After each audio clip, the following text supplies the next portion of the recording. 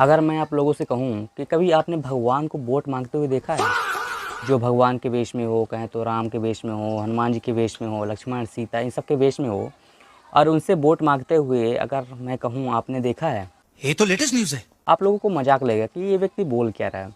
चलिए कोई बात नहीं, मैं आपको दिखा भी देता हूँ। ये देखिए, ये सीन है पश्चिम बंगाल का, जहाँ पर एक महिला को हराने के लिए भारत देश के प्रधानमंत्री, गृह मंत्री, रक्षा मंत्री, पता नहीं कितने सारे सांसद वहाँ पर जाते हैं और उनसे भी उनका पेट नहीं भरता। तो देखिए, भगवान के वेश में इंसानों को उन्होंने सामने खड़े कर दिए हैं और भगवान से वोट मंगवा रहे हैं। मतलब कितनी गंदगी भरी है इस पार्टी में, आप लोग सोच नहीं सकते हो। ये महिला सम्मान की बात करते हैं, महिला रक्षा की बात करते हैं, लेकिन एक महिला को हराने के लिए इतने सारे लोग अवेलेबल होते हैं, उनसे भी इनका पेट नहीं भर रहा है तो ये भगवान को भी आगे कर देते हैं। आप लोग खुद सोचिए, इन्होंने कभी ये नहीं कहा है कि हम आपको बच्चों को अच्छी शिक्षा देंगे, इस पर इन्होंने कभी वोट नहीं मांगा है। इन्होंने कभी इस पर वोट नहीं मांगा है कि मैं आपको, आपके परिवार को स्वस्थ बनाए रखने के लिए मैं यहाँ पर एक अच्छी हॉस्पिटल की व्यवस्था करूँगा। इन्होंने इन पर कभी चर्चाएं नहीं की है। चर्चा अगर करते हैं तो भी किसकी? आपके परिवार को एक गाय और एक भैंस देना, आपके परिवार को सम्मान निधि देना, उसके अलावा कुछ नहीं।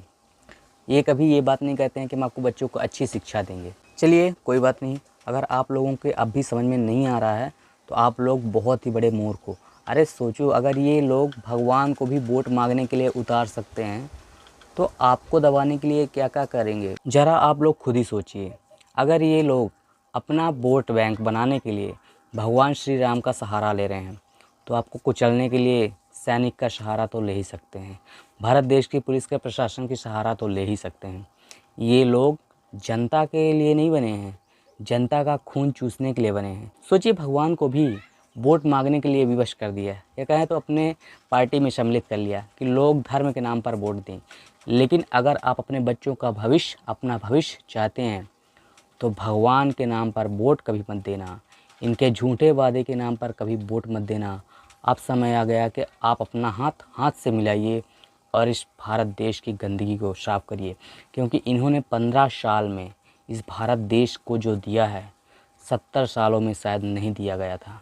लेकिन आज इस भारत देश को आप सबकी एकता की आवश्यकता है।